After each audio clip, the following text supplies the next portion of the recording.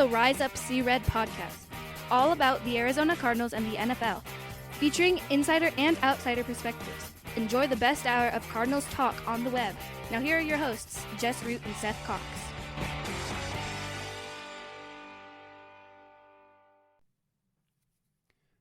Hello, Arizona Cardinals fans, and welcome to the latest edition of the Rise Up See Red podcast. I'm your host, Jess Root from CardsWire.com.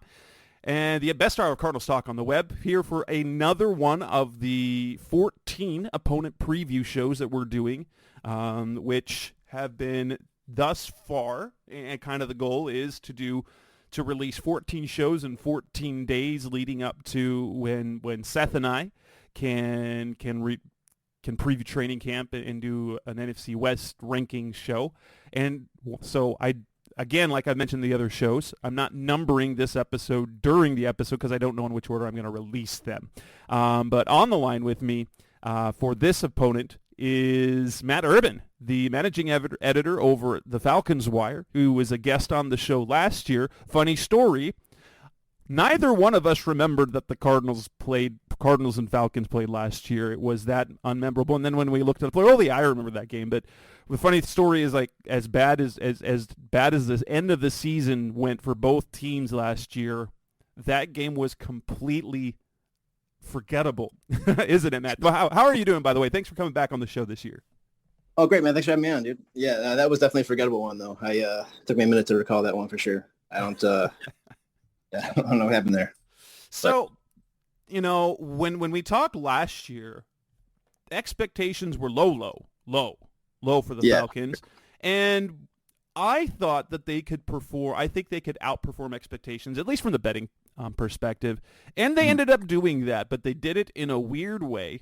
They lost really, really, really close games. They had a really good run game. And then Marcus Mariota quits the team. What in the world? What in the world happened with Marcus Mariota? It's funny. I was just actually watching the Netflix quarterbacking show, which is it covers his last season, along with Mahomes and Cousins. But honestly, I don't know. Fans were calling for him to be benched for weeks, and then Arthur Smith did bench him, and then he also said he had a knee injury, and then he also had a kid that same week. So it was kind of a lot of stuff going on. They didn't really have one clear story of what happened. It sounds like he just got benched and he kind of got upset though and left the team because he never returned for any of the rating games last year. So it's just Desmond Ridder from that point on. Yeah, and that made sense. But he knew that was they drafted Desmond Ridder. Right, exactly.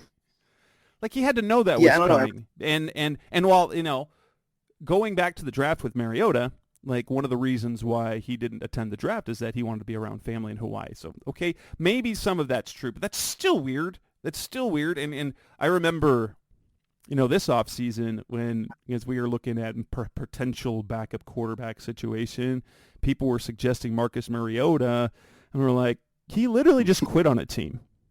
Why would anyone... Though we did like to make the joke, I like to make the joke, that he's perfect. So he's going to start for the first few weeks of the year, and then when Kyler Murray comes back, he can just quit, and then we don't have to worry about it anymore.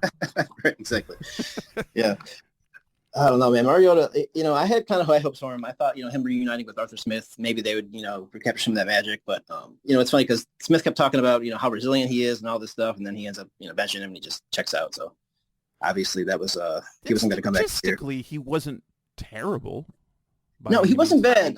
It was more accuracy issues in big moments, third downs and just some of the most questionable decisions I've ever seen. I don't know if you saw that gif of him throwing the ball upside down, basically. I don't know what was going on in that game. It was Thursday night game against the Panthers, but yeah, he had some rough moments. But overall, his numbers were solid enough to, at least be a quality backup or something. But it was definitely time to move on and go with Ridder. I think after what he had shown to the first 12 games it was.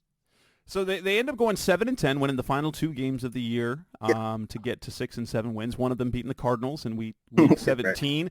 Right. Desmond Ridder versus David Blau. It was a very forgettable performance. But what were sort of the high points of the season? What were we can look at one. Oh my gosh, that rushing attack! But what were the highlights of a season that was Would you say that it was disappointing, or was it roughly what people expected, or maybe even a little bit better? I think it was.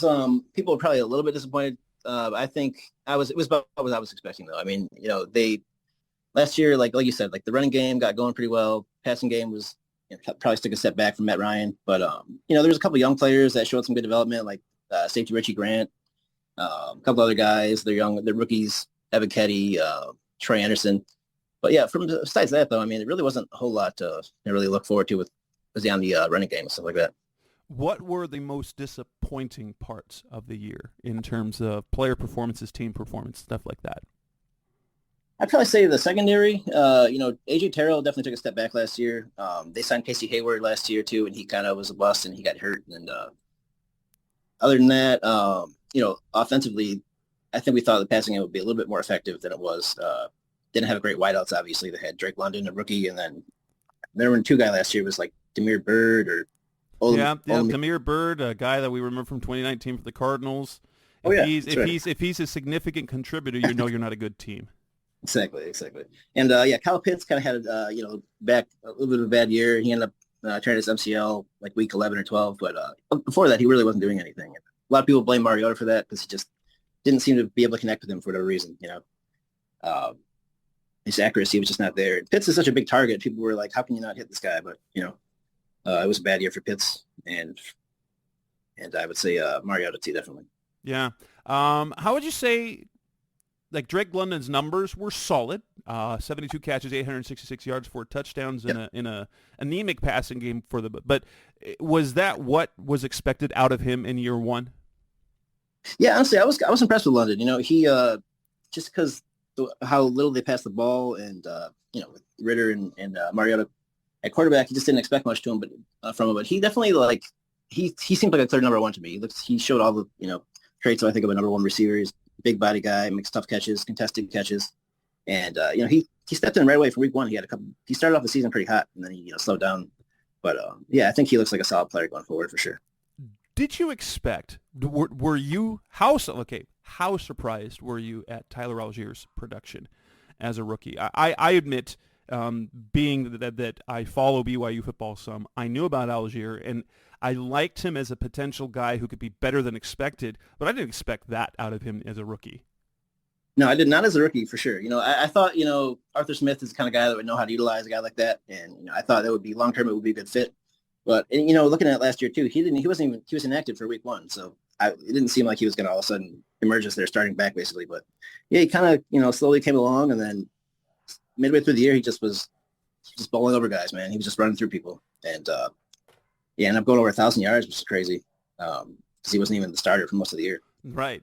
But, I mean, for running back, though, only 3 touchdowns, that's kind of a bummer. But still, Cordero Patterson, almost 700 yards. What a turnaround of the career that he had, because dynamic returner, one of the best we've ever seen, especially in this generation. Very pedestrian receiver. Get moved to running back, and suddenly he is super productive. And he had another. Yeah, at age 30 too. Yeah, 695 yards, 8 touchdowns, averaging nearly 5 yards a carry. You can do a few things in the passing game with him, but yeah, it's and basically like you get 1,000 yards out of Allgeier, you got almost 700 out of Patterson. You get over 400 rushing yards from Marcus Mariota, and then another 360 from Caleb Huntley. It was just it was just production upon production in the run game, which was, were we 1996? Yeah, honestly, it's funny. And they even had another guy, he got hurt this year already in camp and OTAs, but Avery Williams, he had like 5 yards per carry and 100 yards. Like everybody they gave the ball to last year was just running it all over the place. So I don't know. That Arthur Smith definitely knows how to run the ball, but it was just, last year it was like they definitely had this great ground game, but they couldn't seem to maximize on play action, which you would think would be open with guys like Pitts and London on the outside when you're running that ball that effectively, So, but yeah, definitely a solid point going forward is that running game. And did you see enough from Desmond Ritter as a rookie to think that he can be the guy moving forward? Because I know going into the draft, there was a lot of speculation that they might be in the market for a quarterback. Yeah. Do you think that they believe in what they've seen from Ritter? I think they have to, honestly. I mean, I personally wasn't there. I like what I saw from him. I'm not ready to say he's going to be really good or anything. I think he'd be like a game manager or whatever. But I think, Arthur Smith must believe in him because it's his third year and he hasn't had a winning season yet. So, I mean, you had a chance to go out and get Lamar Jackson or you trade up in the draft and get somebody. But, now he's going with Ritter.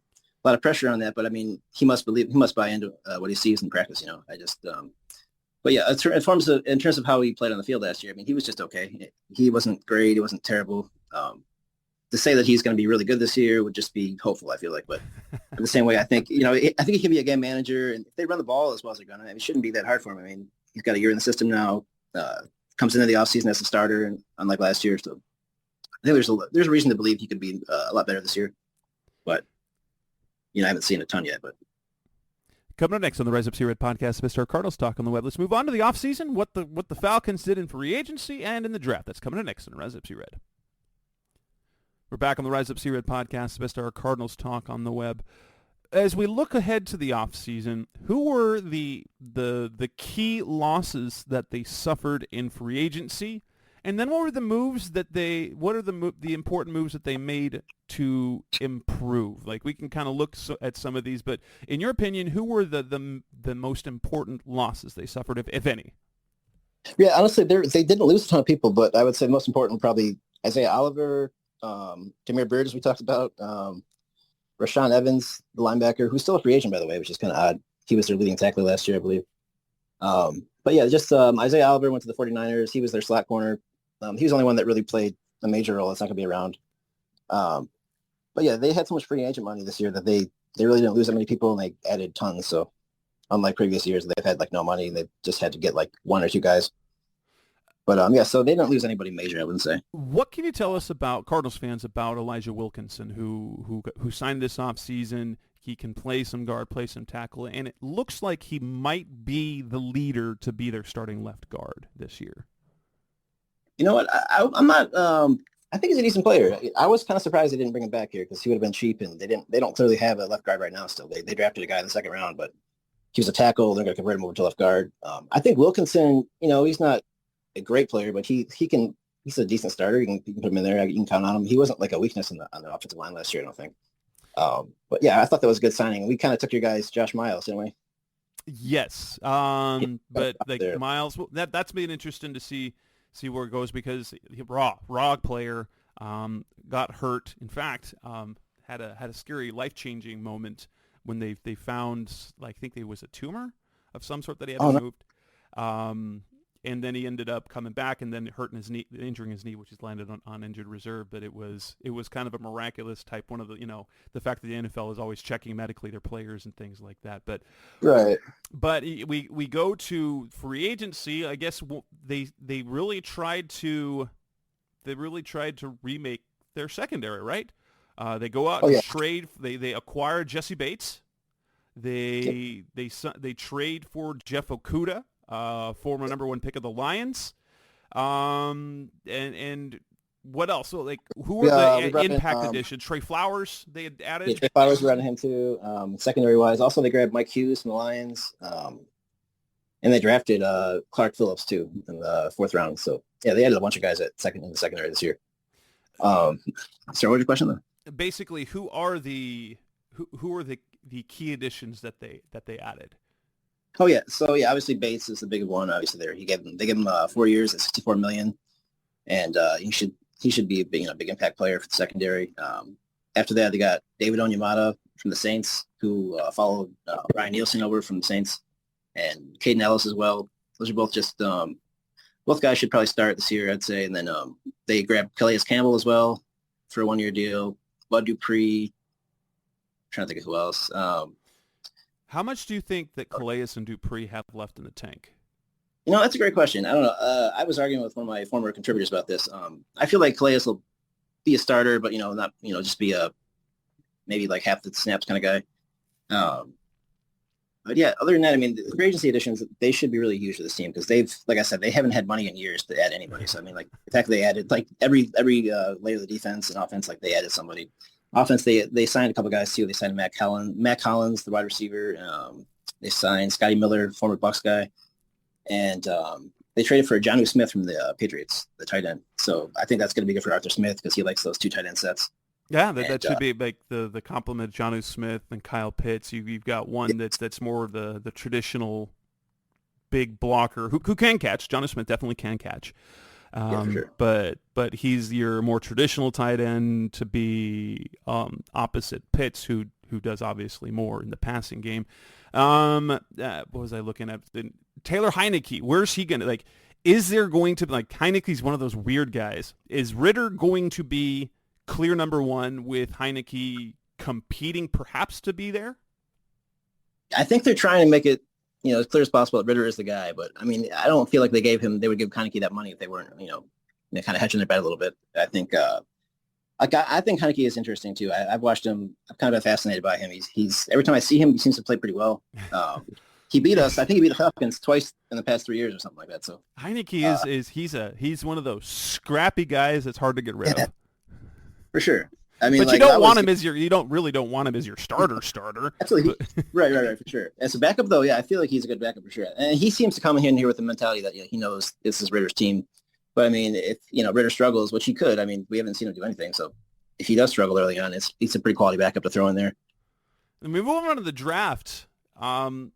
Were you surprised when they go, or is this Arthur Smith seeing Derrick Henry and the Titans? And so he goes out. That they already have a strong running game. They've got Tyler Algier, Patterson, what they did last year. You got Huntley, and basically your stable of runners. And then they go add the big guy, Bijan Robinson. Right. Varying levels as to how special a player he is, but obviously the very best running back in this draft. By the way, an Arizona high school kid that we know about who played both ways, pretty good in both ways. How surprising was it to see them go with a running back in top 10? I personally was shocked, man. Like you said, I mean, for a team that didn't have that need at all and had other needs, I really thought they would go, defensive end, cornerback, anything. But I can understand what they're doing. If they're they're buying into Ritter, so they're going to try to take as much pressure off him as possible. You got a guy like Robinson. You got all the other backs back there. Like Cordell Patterson, like you said, he can play a little bit of receiver. You got the two tight end sets. I think they're just going to try to make pound the rock and just set up play action. But yeah, I was definitely shocked to see them take Robinson. I mean, not just because he was in the top 10, but for a team like just didn't have the need, like I said. Right. So it could be the Atlanta Titans is what it sounds like. Exactly, man. Yeah, Jonnu Smith, by the way, the former Titan, also he knows Arthur Smith as well. So you've got, I don't know, like, and it could, and honestly, it could work if you get that defense. If you get that defense playing strong, for sure. Like when Ryan Tannehill can be a different, like you can run a really good offense with Ryan Tannehill at quarterback because you've got, Derrick Henry and the two tight end sets there. You definitely could probably replicate that with as long as Ritter is competent. And that's where the thing, Ryan Tannehill was a little bit more than competent. He's pretty decent. He's pretty decent. He had a couple good years. I think he had a couple good years before he got to the Titans, and I know he was eventually benched or whatever. But yeah, like you said, though, he was never like a top 10 guy, and he made him. I think he was like, I don't really want to say he was MVP candidate, but he had pretty good numbers for a couple of years with Arthur Smith there calling plays. So yeah, I understand that Smith thinks he can kind of mold probably Ritter into something along those lines. But yeah, I mean, definitely got to lean on the running game for sure. The rest of the draft goes like this: round 2, Matthew Bergeron out of Syracuse, Zach Harrison out of Ohio State, Clark Phillips, cornerback out of Utah, DeMarco Helms out of safety out of Alabama, and Jovan Gwynn, guard out of South Carolina. Of those guys, who are the ones that outside? We expect Bijan Robinson to be a big part of the offense. Who are the guys that are going to make decent contributions in year one? Who are going to be bit contributors, and who are for the future? That's a good question. I would say definitely Bergeron. Like we just talked about with Elijah Wilkinson, he's penciled to be the starting left guard, even though he was a tackle in college. So I feel like he's going to have a big role this year because they don't really have another option at left guard to go with. So he's going to be out there probably. As for Zach Harrison, I don't know. That's a pretty. Sorry.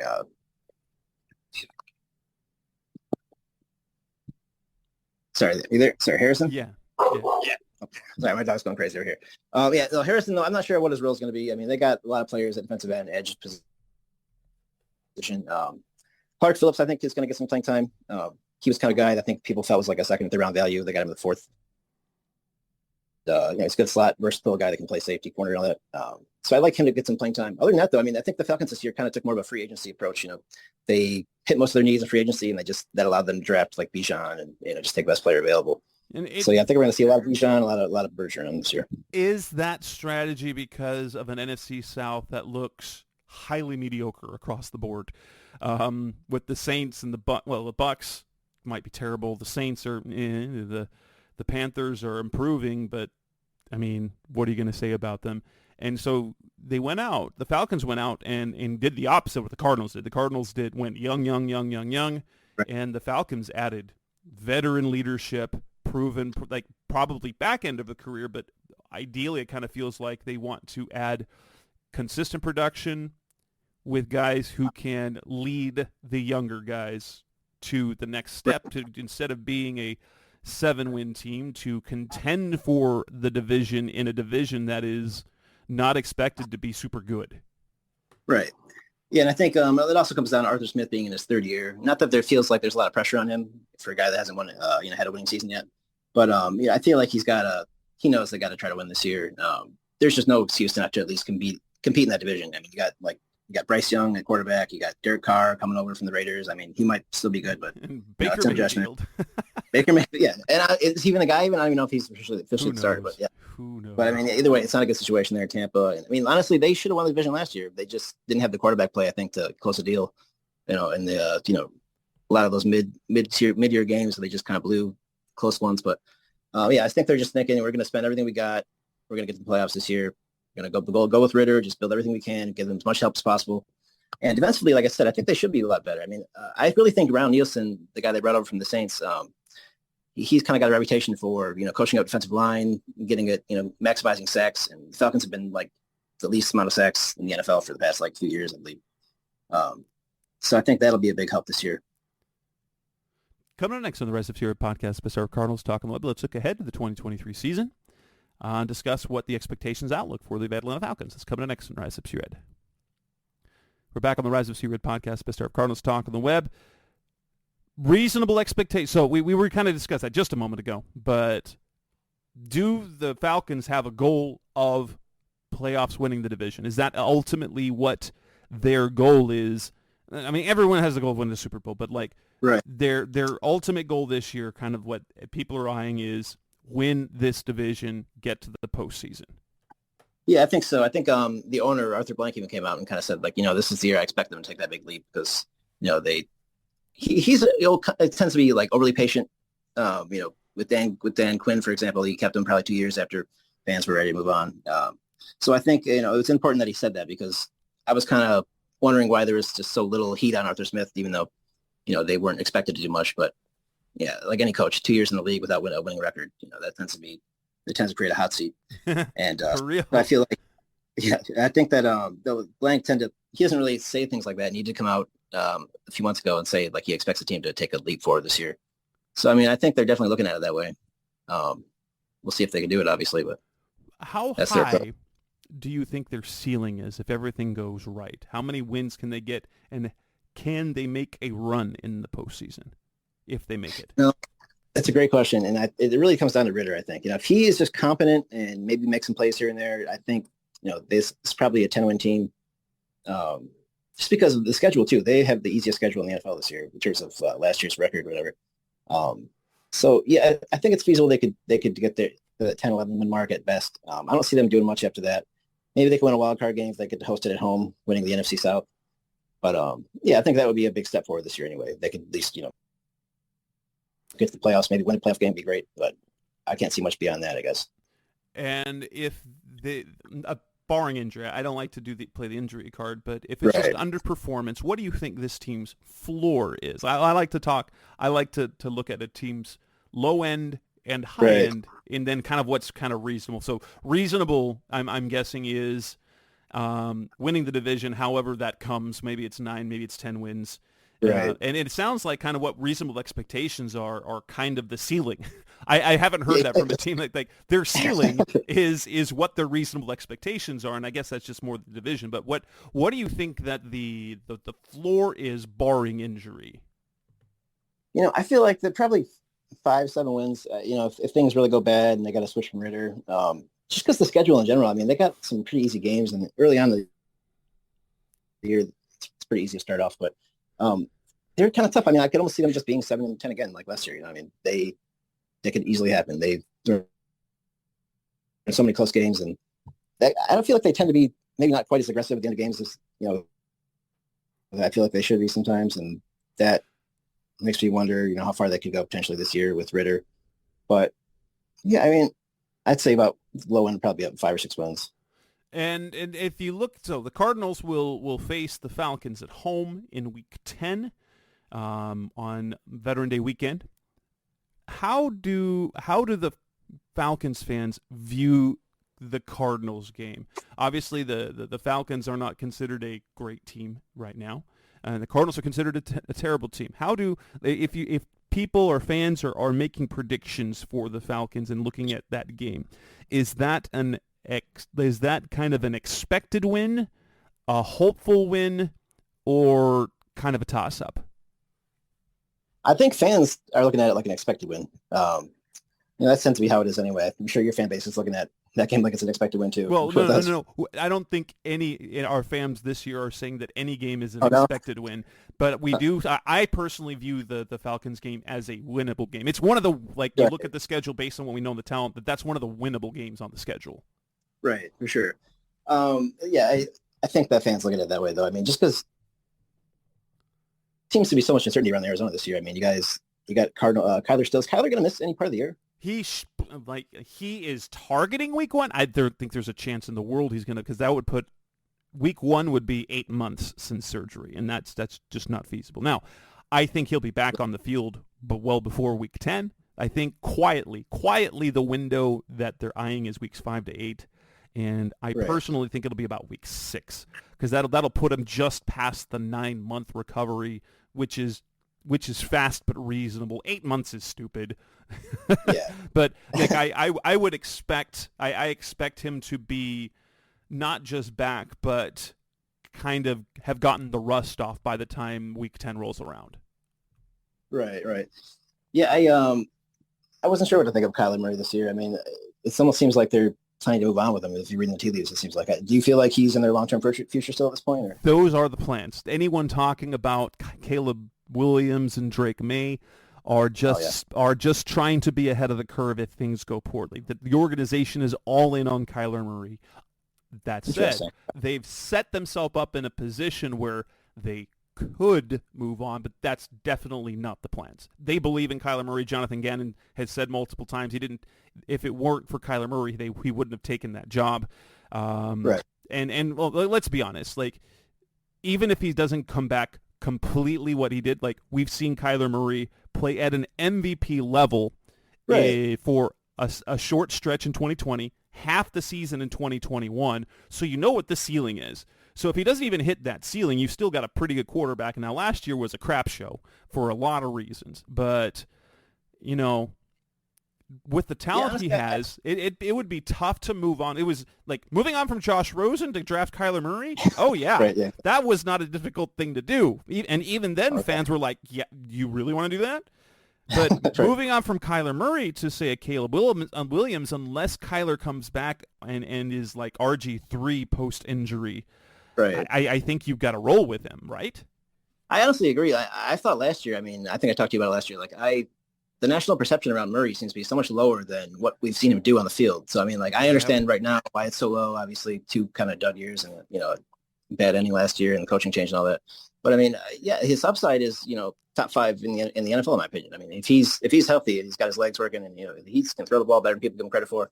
I'm kind of a pretty big Kyler Murray fan. I watched his first game against the Lions, that tie way back, and I was pretty impressed just for him being a rookie. That game was crazy because it was so bad to, hey, I'm just going to make things happen, and then the tie. Then the stupid tie. Yeah, I know, right? But, yeah, I think, I think they shouldn't rush him back, obviously. Like you said, there's no reason for them to rush him back. And as long as he does and comes back healthy, I think he could, get back to that top 10 level at least maybe by the end of the year. But I saw some quarterback rankings recently, and I think he was like the last or one of the bottom. They don't even include him. Oh, okay. So CBS Sports include him in Tier 6. Tiers, yeah, I did that story too. That one was, and and the writer came back because I wrote an article justifying it this year, but it was not a case where he's the same caliber of quarterback, but he was in a tier of quarterbacks where you're like, I just don't know this year because you don't know when he's going to come back, right, and you don't know if he's going to. So, but and I said I kind of wrote it. I framed it at he's a tier 3 guy in a tier 6 situation this year. And the writer actually hit me on Twitter. He's like, thank you for the context. He's the top of tier 3 if it's any other year, but right, just because of the uncertainty, it's not about talent, it's about the situation this year. But like the other ones, like Doug Farrar, when he did our touchdown wire ones, they don't even include Kyler. They put Colt McCoy in there as the starting quarterbers. And of course, he comes in number 30, and the only ones he's ahead of include Desmond Ridder. Oh, yeah, it's funny. The tier thing, I had a lot of fans pretty upset about that as well. But it's like, you know, if you really did read what he was saying, he was just saying more so that, I just don't know what to expect. He's not right. saying, and the same thing with Ridder. Ridder's, you're like, you saw a little bit, but you don't know. Yeah, we don't know anything about him. Honestly, yeah. Some of the fans, I get frustrated because it's like, I don't want them to be, you know, I don't want them to, they're always saying this is so much disrespect. And it's like, yeah, I get it. But, you know, he hasn't done anything yet. Let's let him do it. Let's let him play before we can, you know, say he's getting disrespected. You know? So I understand why he's that low. I did like Ridder coming out of college because the production he had, and he's much more athletic than anyone. Like, you knew he was athletic, but he's very athletic. Yeah, I didn't know he ran like a 4.39 or something. Or it was pretty good 40 time too. It was. He moved really well. He produced in college. He has a really good arm. It's just a matter of like, is he just going to be mistake avoidant where he plays and just is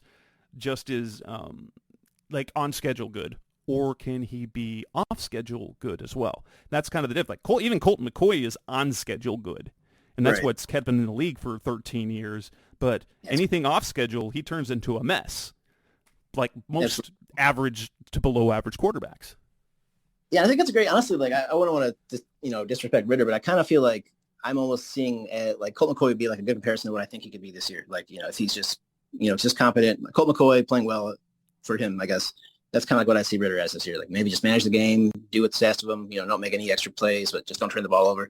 I think that's kind of how they're going to play. But yeah, beyond that, can it be more than that? I'm not sure at this point. And I think anyone that thinks so is kind of, you know, just projecting or hoping at this point. No. You can obviously find Matt Urben's work over at the Falcons Wire, one of the sister sites on the USA Today NFL Wire. Matt, is there any other work that you do that we can find you at? Are you on social media? Are you on Threads yet? I'm on Threads. I haven't literally posted nothing because I'm not going to actually migrate there until Twitter's dead.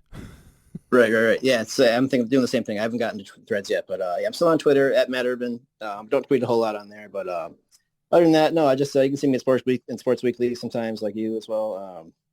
But yeah, other than that, not really much else going on. Just doing the Falcons Wire thing.